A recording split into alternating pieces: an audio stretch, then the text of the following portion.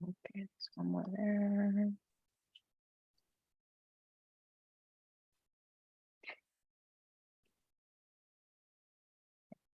Okay. Hello, everyone. We're going to go ahead and get started. My name is Anna Thompson, and I'll be moderating this session. And I have a fellow NWA Learn board member who is on her way here, Cass Hall, who will be joining us soon. This presentation is Say Ah, a wellness check for your online course with Mark Cooper, instructional designer at Idaho State University.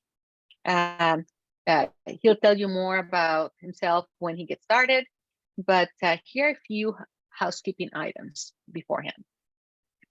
If you have any questions, you can post them on the Zoom chat. Mark is planning to pause at different times during his presentation to answer questions, and he will also have some time in the end of the presentation for those. The session is being recorded and will be made available on our conference website once it's done being captioned. The speaker slides will also be available from our conference website, and we'll be posting the link for those shortly in the chat. And finally, I'd like to thank our sponsor, HonorLock, for helping us to make this conference possible. HonorLock is all about humanizing online proctoring. And if you would like to chat with them, ask them questions even, you can head over to the channel on our conference Slack, and we'll put the link to that in the chat as well. So now, without further ado, I hand it over to Mark. Thank you, Anna. Appreciate it. I'm going to go ahead and share my screen real quickly here. Okay, welcome to my session and my presentation. Say Ah, a wellness check for your online course. And my name is Mark Cooper, and a little bit of information about me is I am a instructional designer, and I've been an instructional designer since 2017 at Idaho State University. And I'm also a Quality Matters peer reviewer. I've been in the field for about 16 years. I have experience both in academia and in the corporate world. And I have just an interest in backwards design, alignment, course design, student engagement, a variety of different things. I'm sure everybody else has as well. That's why we're here. So I want to get started with talking a little bit about a wellness check. And much like we do when, annually when we go to the doctor, or we should go to the doctor for our annual checkup, just to make sure everything's working well with us, we should also do that with our courses. And whether you are an instructor and you build your own course, or you help others do it, it's important to kind of go through and just make sure that all the elements of the course are working together, holistically. And so today I'm going to share with you a tool that we use at ISU. It's a modified version of that tool, that we call it's an alignment map. And it helps to kind of break everything down and just make sure that all those elements are working nicely together. So before we do that, I want to ask, you all, and you could post this in the chat. Do you conduct similar checks at your school? And if so, do you use a tool to do that? And so, yeah, if you would please feel free to answer that question in the chat. I'd love to see what everyone else is doing.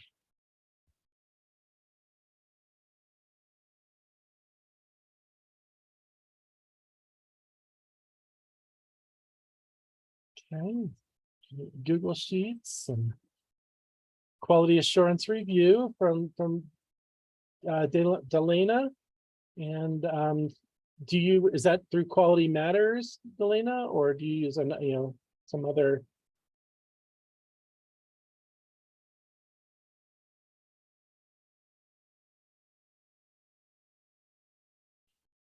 And you will see that you guys made your own. Okay, very cool.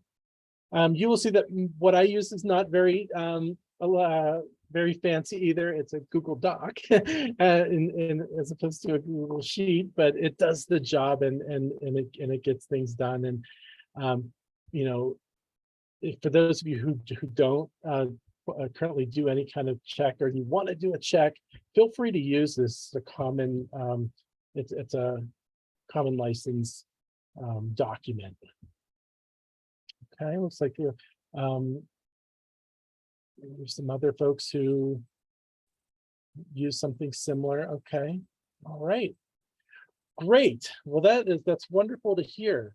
So the wellness check that I use, it's based on a couple of things. It's based on some backwards design principles. It's also highly influenced by Quality Matters, which is what we use at our organization.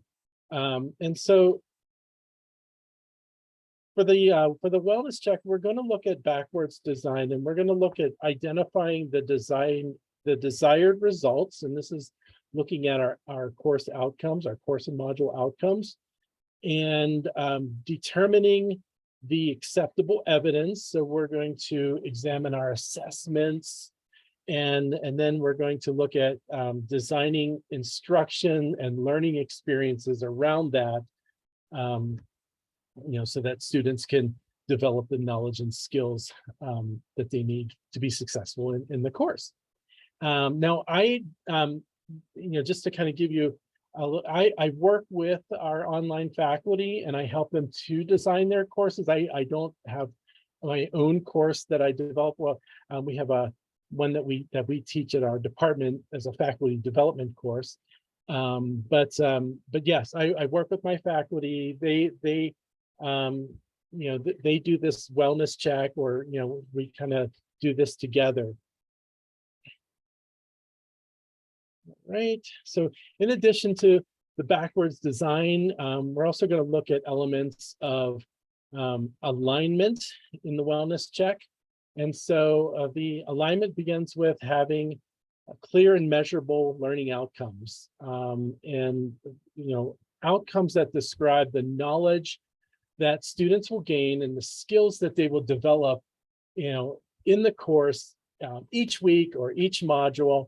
And then we're going to ensure that those learning outcomes align with our assessments, that they describe the mastery that students will be able to demonstrate, and that the formative assessments and the summative assessments are designed to evaluate student progress in achieving these learning outcomes.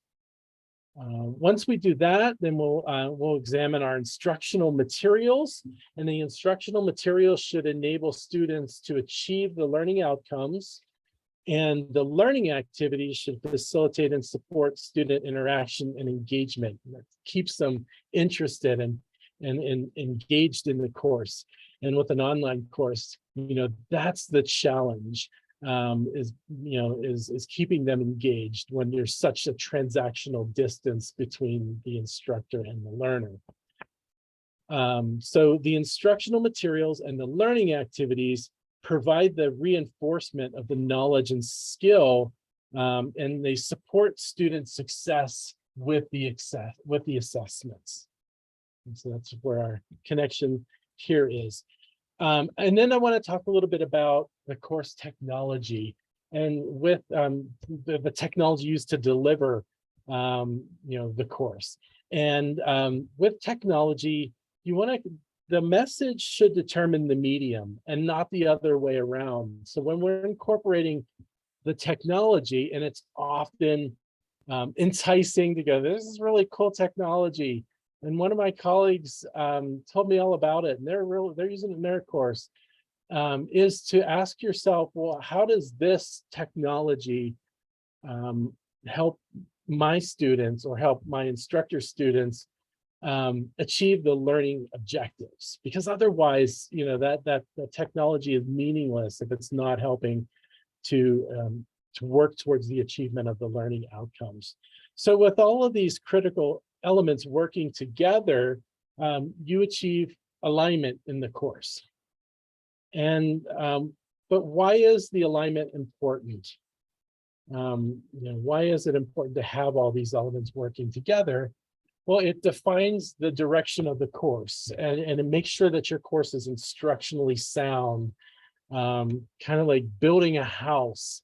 And and if you don't have all the necessary plans in place, if you haven't done any blueprinting or thinking about the materials that you need to do that, well, your house is not going to be very strong.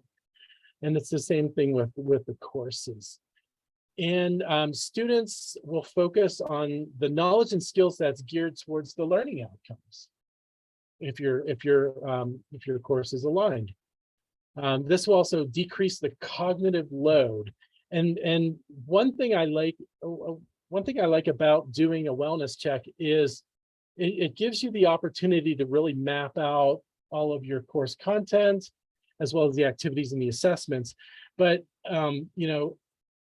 our faculty or us as faculty, we tend to put a lot of information in the course, whether and it might just be something that they're excited about, and they think everyone else should be excited about, but it gives an opportunity to go through and say, what do I really need to know, and what is nice to know, and kind of plan out the instruction that way.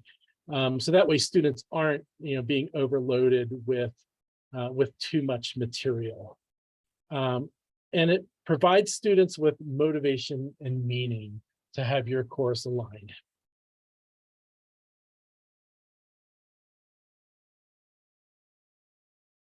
So next we're gonna kind of walk through the tool that I use, and I'll go ahead and post a link. This is in the folder for the presentation, but I will go ahead and post this in the chat. Whoops, sorry. Where did my chat go?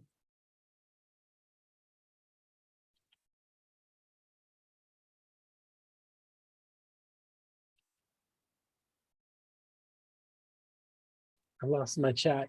And would you help me to post a link to there's a Google Doc in the folder for everyone. I apologize.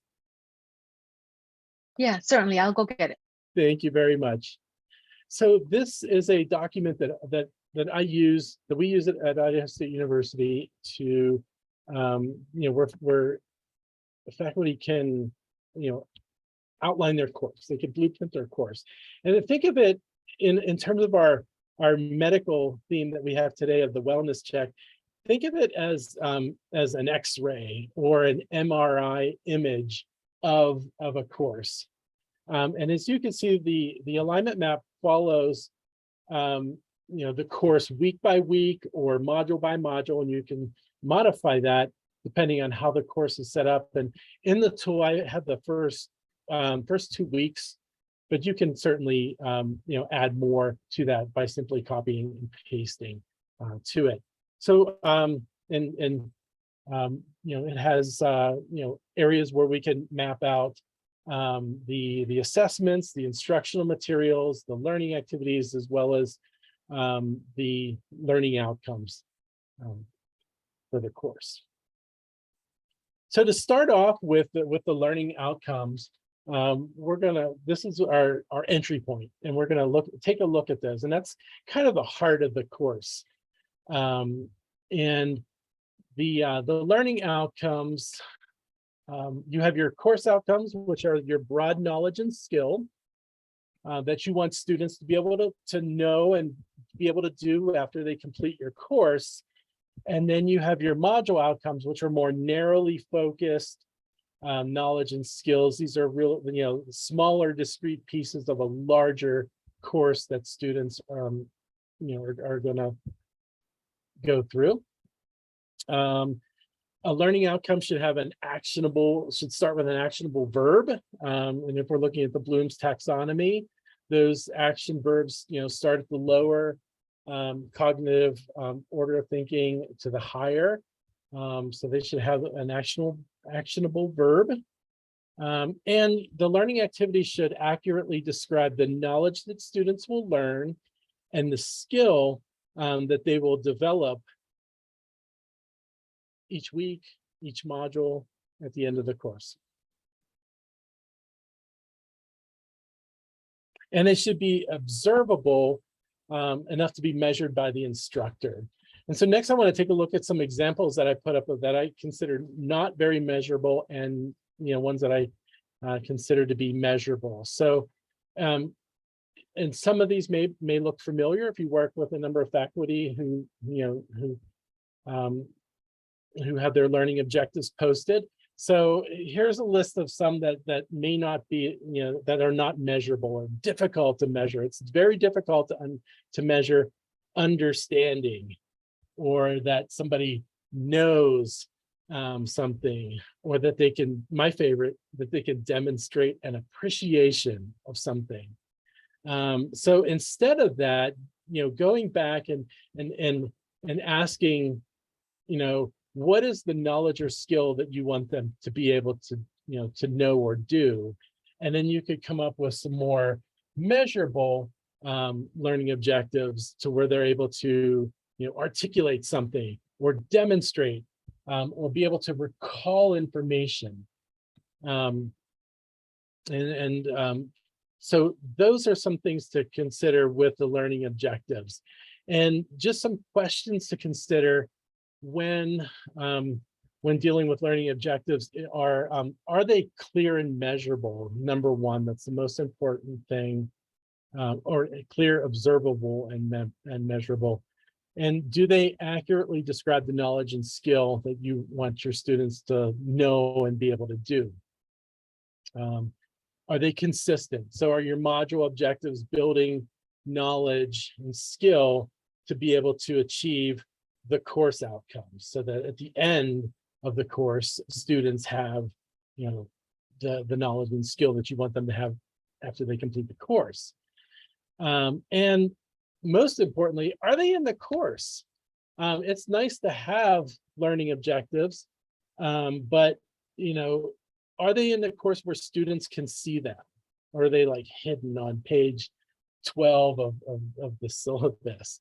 It should be something that's stated right up front. Here are the course objectives, and then each week, here are the module objectives. So I'm going to pause here and see if anybody has any questions up to this point, or anything that they or that you want to just express to the rest of the group.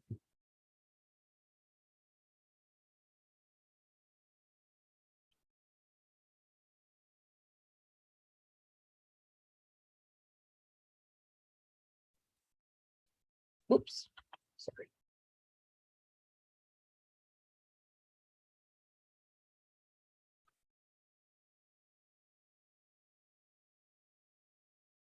Okay.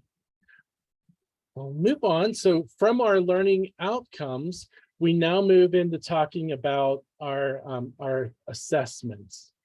And our assessments are an integral part of the student's learning, because it confirms student progress and mastery.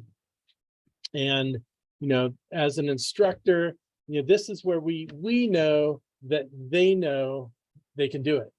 And it measures the accomplishments of the learning objectives. So if it's all working together, then your assessments will be able to measure the accomplishments of the outcomes. And your assessments include both formative and summative assessments. And Mark? really just some quick notes on that. And was there, did you say Yes, something? I'm sorry to interrupt. There was a A question that came in right after you stopped the pause is Certainly. from Deborah's filmmaker. She's asking, what do you think about reiterating the course outcomes as the module outcomes so students can see the connection? Yes, absolutely. So making it visibly clear that your module objectives and there's a relationship with the course objectives. Is that the question that we were posing? She says reiterating, so probably if you want to, yes, use the same ones. That's what she says. Yeah, absolutely. I think that's important so that students know that they're building skill, from week to week, module to module, in the course. I think that's critical to show that. And there are a number of ways that you can show it in the course, by doing like a course map that shows that week by week, or placing, another thing that I like to do is place them in the activity so that they know that this activity is tied to a specific learning outcome, and it's not just busy work that they're being asked to do, but this is going to help them to build knowledge and skill for an assessment, and so on and so forth. So thank you so much. Great question. Okay, so just to kind of take a look at some of the different types of assessments, some quick notes on that. We have our formative assessments, and these are used for practicing and to be used throughout the course. Practice for the big show, so that they can identify gaps and improve their learning.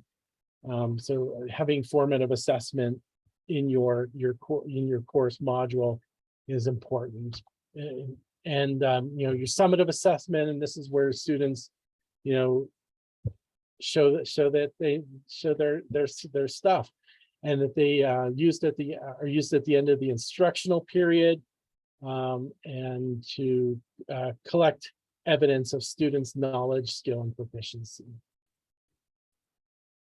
So when we're looking at the alignment of our within our wellness check of our assessments, some questions that we want to consider are, do you have both formative and summative assessments? Are you giving students the practice in the module so that they can fail gracefully, I guess is the word, that they're not like going into the summative assessment unpracticed. So you've built in that skills development and knowledge development. Do the assessments confirm student progress and mastery? Are they measuring the accomplishments of the learning objectives? So we're always going back to our learning objectives.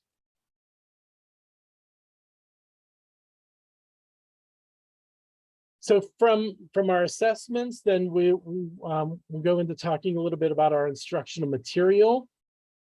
So the instructional material is, and when we're talking about instructional material, we're talking about textbooks, PowerPoint lectures, videos, articles, diagrams, websites, anything that's going to deliver the content to the students. So it's not limited to what we see here on the screen.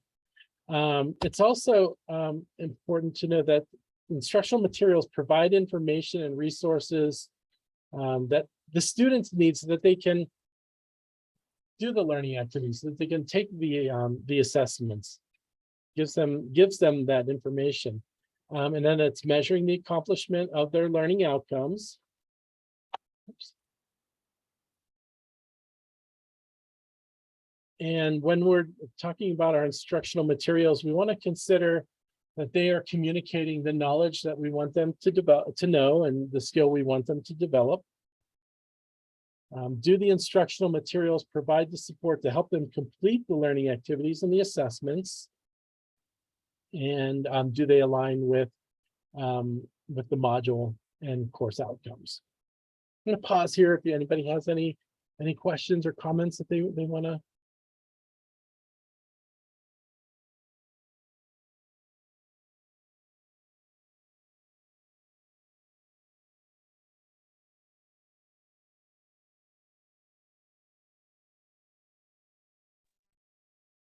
Okay. I don't see any in the chat, Mark. Okay, thank you. Thank you, Anna. Now we're going to move from our instructional materials into talking about the learning activities and why what the learning activities, what we mean by that. We're referring to discussion forums, practice quizzes, simulations, labs, anything that gets students in there working in a low stakes way to learn the material, develop the skills. So formative assessments can be learning activities, but not all learning activities can be are formative assessments. That's something important to keep in mind.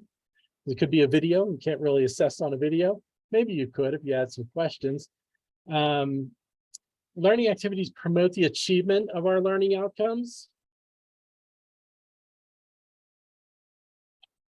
And they incorporate interaction, and that's important with to engage our students. And we talked earlier about the transactional distance between instructor and student and how active learning and engagement keeps them involved in the course. One way to keep them involved in the course. And so any learning activities that we put in there, we should pay attention to, are they are they engaging and developing active learning? When we're looking at our learning outcomes, some questions to consider in our wellness check are, do the learning activities allow students to engage with the content and develop the skills? Do the learning activities provide support to help students to practice and prepare later on for the assessments? And do the module and course outcomes align with the learning activities? So we're always going back to our outcomes. So whether it's the assessments, instructional material, learning activities, we're making sure in our wellness check that they all go back to our module and course objectives. Last thing in our wellness check, and we talked a little bit about this earlier, is the course technology. One of the final pieces to consider. And so what about course technology? And our course technology should support the assessments, instructional materials, and learning objectives. So as we're planning the course, or we're revamping it, these are some questions that we should be thinking about. Is the technology engaging in the learning process? Are they doing something with the knowledge and skill, or are they just passively absorbing the information? And I think both are important based on your objective. And we don't want to use technology for the sake of using a cool technology. It should have a specific purpose and align with the outcomes. And again, going back to, hey, there's this really cool, thing that I heard my colleague is using, and I want to use it in my course. And so as instructional designers, we should prompt our instructors to think about, is this achieving the outcomes that we stated? And then just to kind of summarize everything up with our wellness check, you want to do the wellness checks regularly. These are, every year before you teach the course, do a wellness check. And, it could just be going back and reverse engineering the course onto the blueprint alignment map that I shared with you. Ensure that all the assessments, instructional materials, and learning activities align with the learning outcomes. The instructional materials and learning activities should support students in completing the assessments. And a wellness check can take time, but it's time worth spent. And just going back and looking and outlining your course, it's a time commitment, but it's one that once you're done, you will be glad you did it. So that's it for my presentation. We can pause and answer any questions that you have. Either in the chat or we can bring you on live.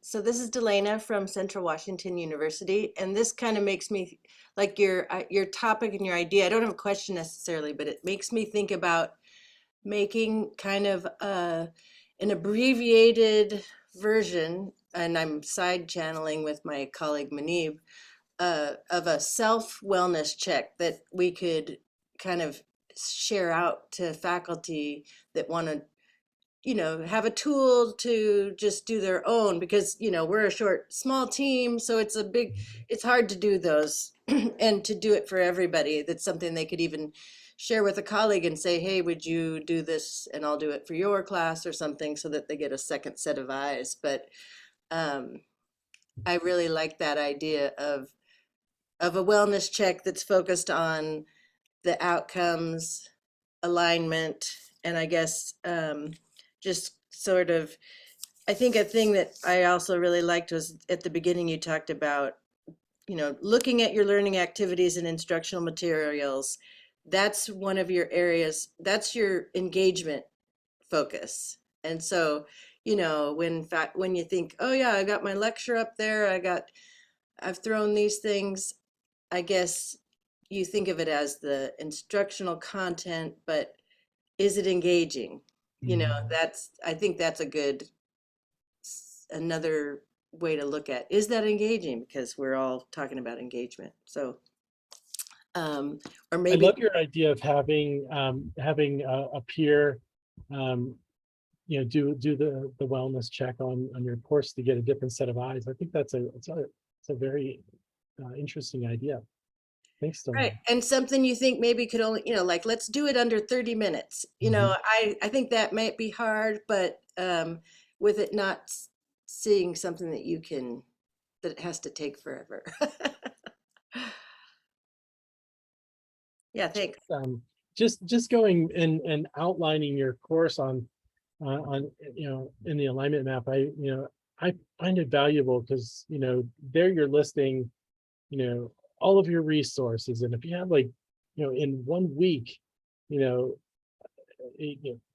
different resources, that might be too much. And like we said before, the need to know versus the nice to know, and is this really something that that students need to know, or is this just something I'm really passionate about and I want them to know? And that's fine, that has a place, but it's just a way of pruning your course.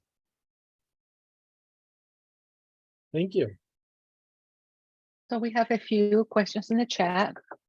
Well, first, a statement from Daphne. She says, thank you so much, Mark. I'm going to steal your wellness check idea. Thank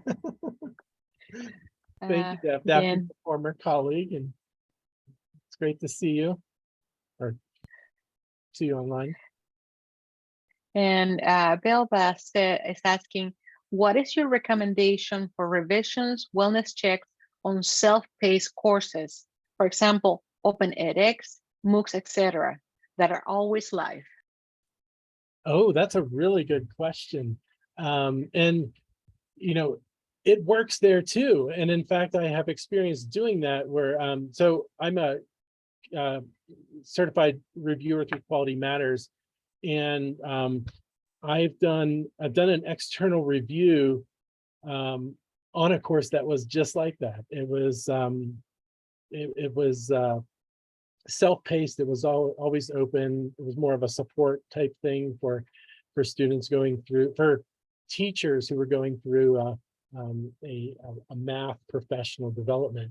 And I think it works there too, because you're going through, and you're whether it's already built or being built, you're blueprinting out your course, and it gives you a chance to kind of connect the dots between all the course elements and your outcomes. So it works there. Absolutely. Wonderful question. Okay, so the next one is from Amy. She says, you said we could use the alignment map doc you shared, right? Yes, absolutely. It's Creative Commons, and you can certainly use that um, for yourself or for others. Great. She says, thank you. Then, let's see. Okay. Dr. Kristen Palmer is asking, I have a colleague that is at UNC Charlotte that ran a big program and the benefits of peer reviews. It sounds like Delana, your idea aligns with what she did. And if you want to connect with her, I'm happy to do an email intro.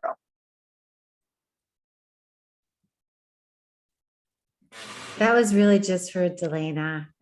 Sorry. Oh, I'm sorry. Just to introduce them. There wasn't a question there. Sorry about that. I love the connection. Thank you for. Sorry about It that. was Thank that you. idea of the peer review of your course, though, and like the quality of your course. And she ran a program teaching people how to review their peers, and it was super successful. So if anybody does want to connect to Heather as her name, I'm happy to do email intros.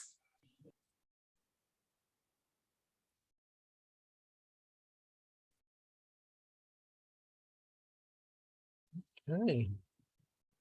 Any other final thoughts?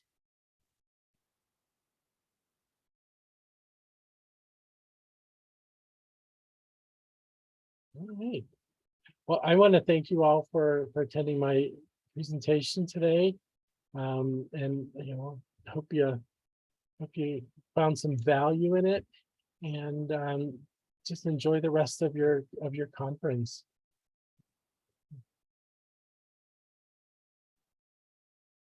Thank you so much. There was one last comment that was posted by Greta. She says, thank you so much, Mark. I have shared course module objectives with students before, but I have not shared how the activities and assessments connect with those outcomes. Do you recommend sharing some form of this model with students so they understand how pieces are connected, aligned, or is it too much, not interesting info for them? It's a very very good question. And so the tool initially, I mean, it's designed for kind of an internal thing with the instructional designer and the instructor, not really a student facing, but it could be modified, especially if you're trying to show students the connection. So I don't know if I would use it as it is, but it could be modified in a way that it's not like, yeah, giving them too much information, that they don't need. But you could do like a chart that shows, week by week, here's the module objectives and here's the course objectives that they align with. And that could be like a resource that you put in for students. As I said before, you can also put in the instructions in your activities or your assessments. You could put the the module outcome in there with a statement saying, after completing this learning activity, it satisfies this outcome, or this is this is what knowledge and skill that we're going to practice in this learning activity. And so that shows the students that that they're doing this for a reason, and not just because I need to give you an activity this week. And ultimately it shows them the knowledge and skills that they're developing along the way. So, excellent question. Your response, awesome. Thank you so much, Mark. And I don't see any other questions. Okay. And thank you all very much again, and enjoy the conference. Yeah. Thank you everyone for attending.